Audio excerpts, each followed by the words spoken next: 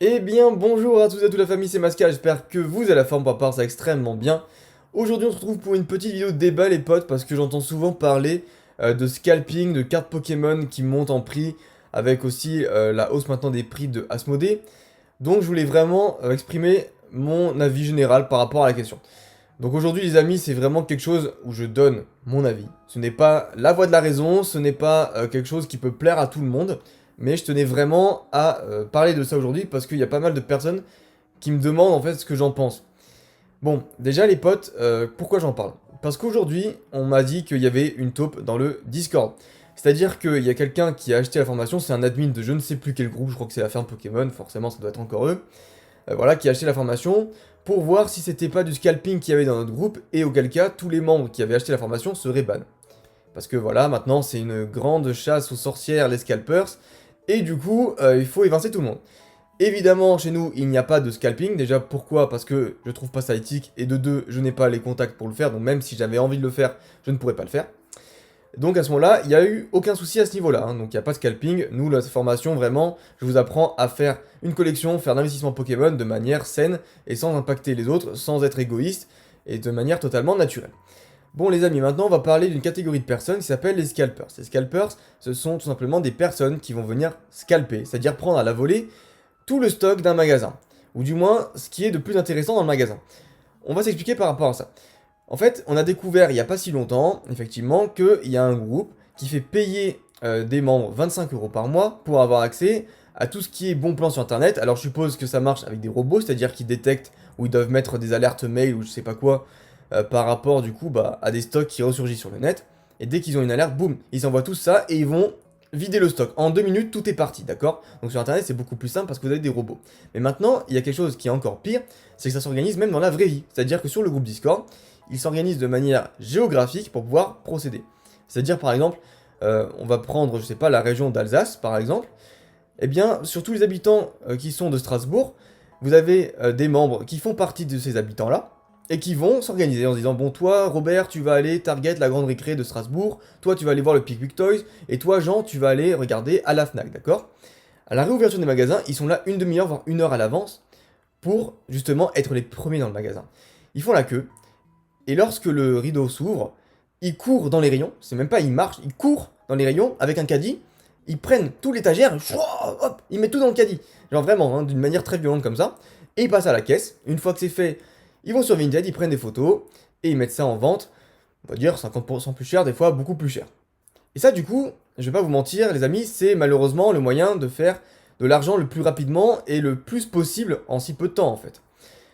Mais là du coup les amis, comme on dit, il y a toujours un petit problème à ce niveau-là. C'est-à-dire qu'il y a un côté bilatéral qu'il faut pas oublier, c'est-à-dire qu'il y a le côté des scalpers qui pose problème, parce qu'évidemment, c'est pas très éthique, et en plus, ils revendent plus cher, donc ce qui est pas très moral non plus. Mais d'un autre côté, il y a aussi le problème de la demande, les amis, parce que s'il n'y avait pas de demande sur ce genre d'item, les scalpers n'iraient pas à 6 h du matin se lever pour aller harceler la grande récré à 8 h, vous voyez? Et ça, le truc, c'est que personne ne se pose cette question, mais il y a aussi un problème du côté des personnes qui achètent justement aux scalpers.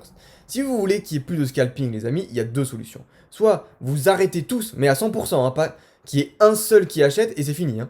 Soit vous arrêtez tous à 100% d'acheter aux scalpers et vous dites ok, tant que les ETB ne descendent pas à moins de 70 €, j'achète pas.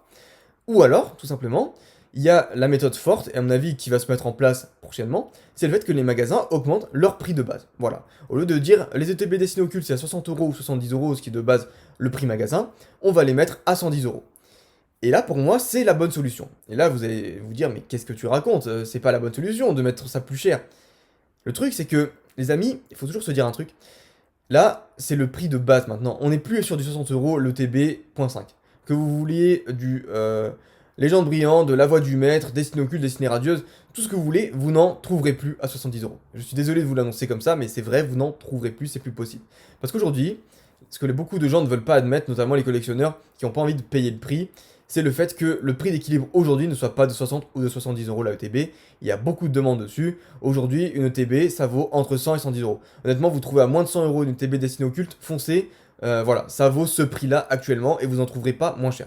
Et actuellement, on a même du coup des boutiques spécialisées qui refusent de mettre tout simplement les ETB.5 au prix magasin, et qui les mettent à 120, 150, voire même 200 euros. 200 euros c'est abusé, 150 euros un peu aussi. Mais du coup, c'est la seule solution pour lutter contre les scalpers. Les scalpers vont arriver dans la boutique, voir du destiné occulte, ils vont tout mettre dans le caddie, puis au final, ils vont regarder le prix, ils vont se dire ouh, 110 euros, ah bah non, moi je peux pas faire ma marge dessus. Ok, je remets sur l'étagère. Et là, du coup, vous allez avoir que des passionnés qui vont acheter. Mais des passionnés qui ont malheureusement des moyens. Et là, arrive toujours à ce même débat, c'est que la collection, c'est pour des personnes qui sont aisées et que ce n'est pas ouvert finalement à tout le monde. On parle souvent que des cartes Pokémon, c'est pour les enfants, que tout le monde est le bienvenu, tout ça, mais en réalité, ce sont des tarifs, malheureusement, qui ne s'appliquent pas pour tout le monde, pour toutes les catégories d'âge et pour toutes les catégories socio-économiques, malheureusement. Donc voilà les amis, mon avis par rapport à ça. Donc je réagis par rapport à ce que Kibiki a dit hier, donc d'ailleurs, petite dédicace à toi si tu passes par là, qui a dit du coup sur sa chaîne que Asmodée allait monter les prix plus ou moins d'1 euro le booster.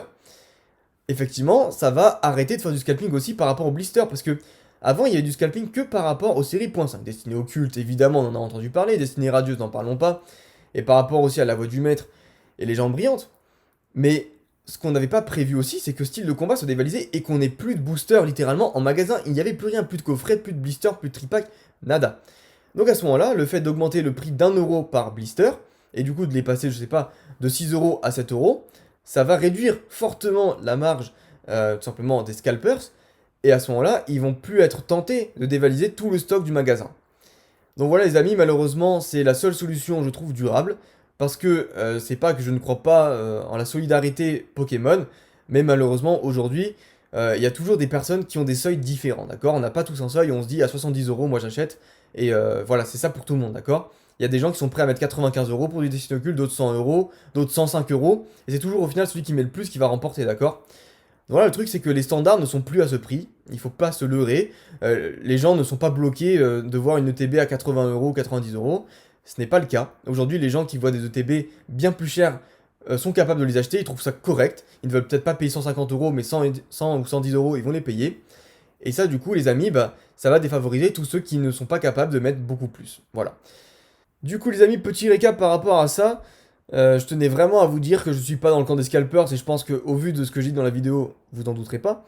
Mais je suis pas non plus du côté des personnes qui se plaignent H24, des vrais miskins sauvages, des caliméros tout simplement vivants, hein, qui vont toujours tout tirer vers le bas.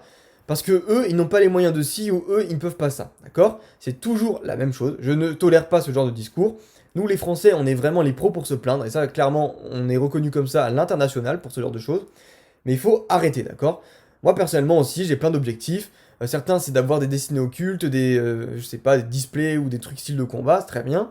Moi aussi, j'aurais aimé avoir tous des displays diamants et perles, les displays platine, les displays AGSS. Aujourd'hui, j'ai quoi? J'ai qu'une seule display platine dans ma collection. Et pourtant, personne ne vient pleurnicher sur mon sort, d'accord? Parce que les gens se disent, ah ouais, mais bon, lui, il a une display platine, avec sa display platine, il peut acheter 40 TB destinées occultes s'il la revend. C'est vrai. Mais du coup, moi, mon objectif, c'est pas d'avoir 40 destinées occultes, d'accord? Moi, je m'en bats les couilles de cette série. Moi, je voulais avoir tous les displays de mon enfance, mais c'est pas possible. Est-ce que je me plains par rapport à ça? Non, parce que je sais que j'ai de la chance d'avoir déjà une display platine. C'est pas donné à tout le monde aujourd'hui d'avoir ça. Et c'est pareil avec Destinées occultes. Ce n'est pas donné à tout le monde d'acheter une ETB à 100 euros. Donc quand vous arrivez à en acheter une, soyez heureux les amis, vraiment. Et profitez de votre ouverture, ou profitez de la garder chez vous en CD, admirez-la. Mais arrêtez de vous plaindre que vous aurez peut-être pu en avoir une et demie si les cotes étaient restées pareilles ou je sais pas quoi, d'accord? Ça sert à rien, regardez ce que vous pouvez faire au moment présent avec votre budget. Faites-vous une pyramide d'objectifs en mode ça c'est ce que je veux, ensuite je veux ça, ça, ça, jusqu'à arriver à ça. Si vous arrivez à faire le premier objectif, vous passez au deuxième et ensuite jusqu'au cinquième, etc., etc.